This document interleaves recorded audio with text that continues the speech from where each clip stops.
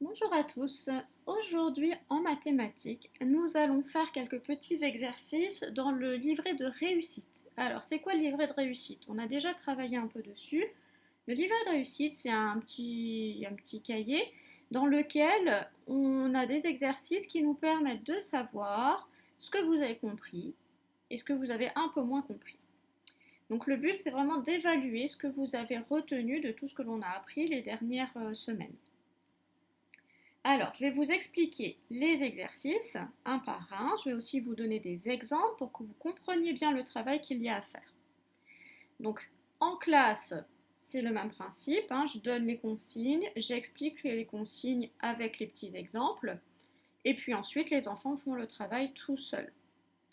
À la maison, pareil. C'est pour ça que j'ai fait une vidéo. Donc, vous regardez bien la vidéo, vous écoutez bien les consignes et vous écoutez bien les exemples, parce que ça vous servira pour faire ensuite, vous, tout seul, le travail. Donc on ne se fait pas aider, on travaille tout seul, parce que le but, c'est que j'arrive à voir ce que vous avez très bien compris, ce que vous avez un peu compris et ce que vous n'avez pas bien compris. D'accord? On passe aux explications. Alors, ça c'est la première page. Alors, juste ce côté-là. Le côté là de droite, c'est pour vous montrer les exemples. Donc, vous avez cette fiche-là. Vous avez deux fiches, celle-ci et celle-ci. On s'intéresse d'abord à la première. Donc, on n'oublie pas d'écrire son prénom.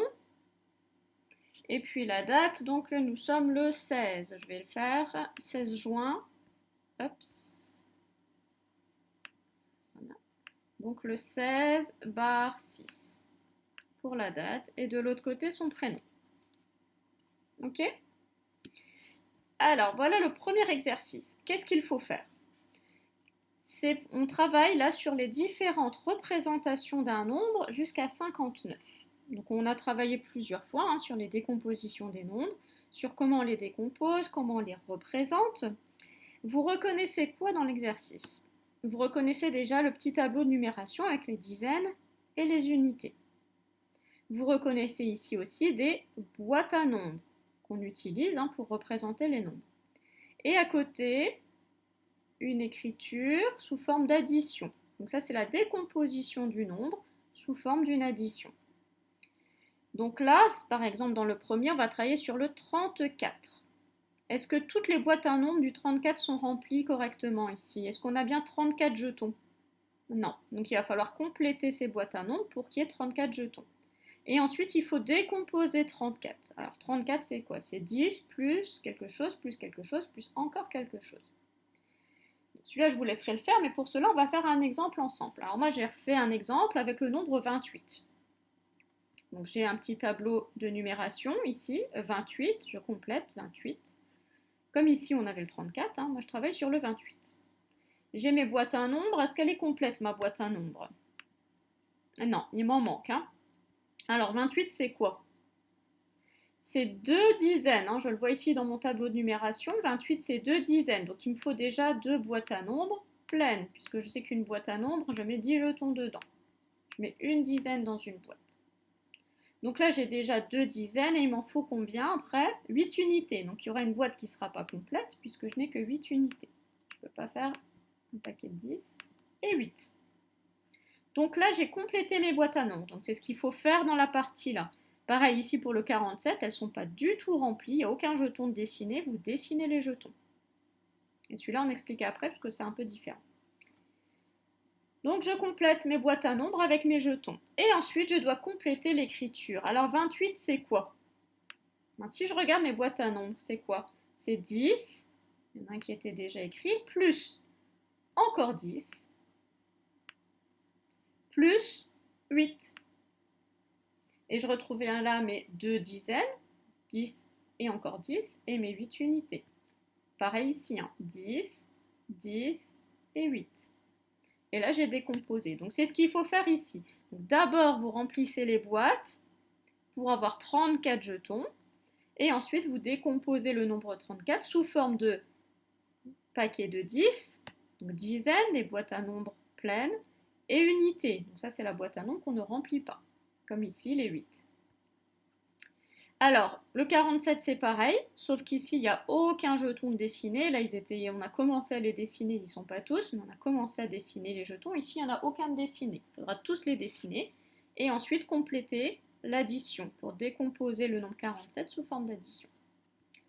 Le dernier, ici, c'est un peu différent parce que le tableau de numération n'est pas complété. Les boîtes à nombres ne sont pas complétées. Par contre, ici, toute l'écriture sous forme d'addition est complétée et on sait qu'on travaille sur le nombre 56. Donc là, vous allez travailler sur le nombre 56. Le nombre 56, il va falloir l'écrire dans le tableau de numération et il va falloir dessiner les jetons qui correspondent. On fait un exemple ensemble avec le nombre 37. 37, je vais compléter mon tableau de numération. J'ai 3 dizaines, 7 unités. Ici, j'ai la décomposition additive qui me dit que 37, c'est 10 plus 10 plus 10 plus 7. Alors, je vais compléter 10,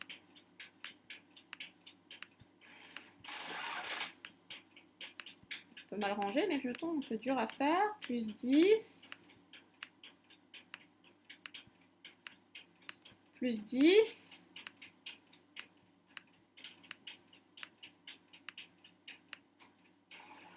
hop, et plus 7. 1, 2, 3, 4, 5, 6 et 7. Et là, j'ai dessiné mes 37 jetons. 10, plus 10, plus 10, plus 7. Donc, c'est ce qu'il faut faire ici pour le nombre 56. D'accord pour cet exercice? Vous travaillez sur le 34, le 47 et le 56. J'explique l'exercice suivant. Il y a deux parties. Une partie là, on va faire un trait en rouge ici. Une première partie d'exercice et une autre partie d'exercice. Dans cette partie-là, il faut compléter les pointillés avec les signes plus petit que, plus grand que. On se souvient de quoi? Que le plus grand que, c'est le nombre le plus grand, c'est là où le signe est grand ouvert, comme la gueule du crocodile. Donc vous avez à chaque fois deux nombres, il faut compléter avec le symbole. Alors ici, quel symbole je vais mettre? 36, 28. Quel est le plus grand? On va d'abord regarder les dizaines. Ici, j'ai 3 dizaines. Ici, j'ai 2 dizaines. Alors, je n'ai pas le même nombre de dizaines, donc c'est celui qui a le plus grand nombre de dizaines qui est le plus grand. 3, c'est plus grand que 2. Donc, mon signe grand ouvert du côté du plus grand, donc du 36. 36 est plus grand que 28. Celui-ci, 17 et 34. Une dizaine, 3 dizaines. Quel est le plus grand? C'est 3 dizaines qui est plus grand qu'une dizaine, donc je vais dessiner mon signe dans ce sens-là, le plus grand du côté du 34. Et je vais dire 17 est plus petit que 34.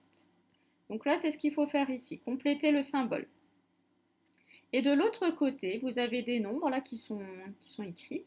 Il faut les ranger du plus petit au plus grand. Donc on voit bien là le signe, plus petit. Alors on commence par le plus petit des nombres, là il est déjà écrit, ici c'est le 19. Parce qu'il n'a qu'une dizaine. Les autres en ont 2, 3, 5, 3 et 5. Donc c'était bien lui le plus petit. Et ensuite, on continue comme ça, toujours du plus petit vers le plus grand. Donc le plus grand de tous, il va être là en tout dernier. Faisons un exemple ensemble. J'ai pris ici une liste de nombres. On va déjà chercher le plus petit pour écrire ici. Alors j'ai 19, 52, 12, 35, 23. Si je regarde les dizaines, ici j'en ai une, ici j'en ai 5, ici j'en ai une, 3 et 2. Donc 1, 5, 1, 3 et 2. Le plus petit entre 1, 5, 3 et 2, c'est quoi? C'est 1. Donc déjà, ça va être un nombre à une dizaine qui sera le plus petit. J'ai le choix entre 19 et 12. Là, je vais devoir regarder les unités comme ils ont le même nombre de dizaines. Ici, j'en ai 9. Ici, j'en ai 2. 2, c'est plus petit que 9. Donc le plus petit des deux, ça va être 12. Et ensuite le 19. Je barre les nombres à chaque fois que je les ai recopiés pour voir ce qui me reste à ranger. Je continue. 5 dizaines, 3 dizaines, 2 dizaines. Quel est le plus petit? C'est 2 dizaines, donc 23. Ensuite, 5 dizaines ou 3 dizaines? 3 dizaines, c'est plus petit que 5 dizaines, donc 35. Et enfin, le dernier, le plus grand de tous, c'est celui qui avait 5 dizaines ici, 52. D'accord? Donc d'abord, je regarde les dizaines. S'il n'y a pas le même nombre de dizaines, eh bien c'est celui qui a le plus de dizaines qui est le plus grand. Si les dizaines sont identiques, il faut que je regarde les unités. Ok? Donc c'est deux petits exercices à compléter. J'explique maintenant la deuxième fiche, c'est des petits problèmes. Donc il faut lire l'énoncé, lire la petite histoire. D'accord? Ici, Samy a 7 billes. Pendant la récréation, il gagne 5 billes. Combien de billes a-t-il à la fin de la récréation? Samy a 7 billes. Pendant la récréation, il gagne 5 billes. Combien de billes a-t-il à la fin de la récréation? Dans le je cherche, qu'est-ce que je fais? Je fais un dessin, un calcul. Si je n'ai pas besoin du dessin, je peux écrire directement le calcul. Mais j'ai le droit de faire un dessin pour m'aider. Un dessin, un calcul. Et ici, je complète les pointillés avec la réponse. Samy a billes. Ok? Après, je vais vous rappeler les deux opérations qu'on connaît pour résoudre des problèmes. Lola a 14 images. Elle en donne 3 à son ami. Combien lui reste-t-il d'images? Pareil, je cherche dessin et calcul. Dans tous les cas, je veux le calcul. Le dessin n'est pas obligatoire, mais il peut nous aider. Mais le calcul, lui, il est obligatoire. Et le résultat, on le reprend dans la phrase réponse. Alors, qu'est-ce qu'on connaît comme opération pour résoudre un problème? On connaît l'addition avec le signe plus. Donc, quand je fais une addition, j'ajoute. J'ajoute quelque chose. Et donc, j'avance sur la file numérique. Comme là, la grenouille, elle avance. 3 plus 2, elle fait 2 bonds, elle avance. Et j'utilise le signe plus. Donc ça, c'est l'addition. Comme ici, j'ai 3 billes dans ma poche, j'en rajoute 2. J'ai 3 plus 2 égale 5. J'ai avancé. L'autre opération que l'on connaît, c'est la soustraction, avec le signe moins. Quand je fais une soustraction, j'enlève quelque chose. J'enlève. Et donc, je recule sur la file numérique. Et j'utilise le signe moins. Par exemple, ici, dans mon camion, j'ai 8 cubes. J'en enlève 3. Combien en reste-t-il? 8 moins 3 égale 5. Égale 5 parce que j'ai reculé sur la file numérique. Ok? Donc, c'est ces deux opérations-là qu'on utilise pour résoudre les problèmes. Donc ici, avec Samy qui a des billes et qui en gagne pendant la récréation, on veut savoir combien il en a à la fin de la récréation. Et Lola qui a 14 images, elle en donne 3 à son ami, on veut savoir combien il lui en reste. Ok? Donc choisissez la bonne opération pour résoudre les problèmes. La même chose, mais avec des euros. Donc vous avez travaillé aussi sur la monnaie. Je vous lis les petites histoires et le problème qu'il faut résoudre. Samy a 16 euros. Il achète un livre à 4 euros. Combien d'euros lui reste-t-il? Ok, donc il a 16 euros. Il achète un livre à 4 euros. On cherche combien il lui reste d'euros. Pareil, on peut dessiner et on écrit une opération. Et on complète ici le résultat. Lola achète un crayon à 4 euros et un album à 9 euros. Combien doit-elle payer? Un dessin, un calcul et la réponse ici. Alors pour ces petits problèmes, pour les enfants qui sont à la maison, les parents peuvent relire avec vous les histoires. On peut relire le problème, d'accord? Par contre, vous vous débrouillez tout seul pour trouver l'opération que vous allez utiliser, addition ou soustraction, pour faire le calcul, le dessin et pour compléter la réponse. Ça, on le fait seul. Là où on a le droit d'être aidé, c'est pour relire les problèmes. Relire les petites phrases, les petites histoires et la question à laquelle on doit répondre. Ça, là-dessus, vous pouvez être aidé. D'accord? Donc, exercice sur représentation du nombre. Exercice de comparaison des nombres. Donc ça, c'est à faire seul. Il n'y a pas besoin d'aide pour cela. On voit très bien ce qu'il faut faire. J'ai rappelé, j'ai donné des exemples. À faire complètement seul. Et le seul endroit où on peut être aidé, c'est pour relire les problèmes. Les 4 petits problèmes qui sont là. 1, 2, 3 et 4 problèmes. Ça, vous pouvez être aidé pour les relire. Par contre, tout seul, on cherche l'opération, addition ou soustraction. On écrit le calcul, on fait un dessin si on a besoin d'un dessin pour s'aider. et on remplit la phrase réponse. On complète la phrase réponse sur les pointillés. Donc voilà pour ces petites évaluations.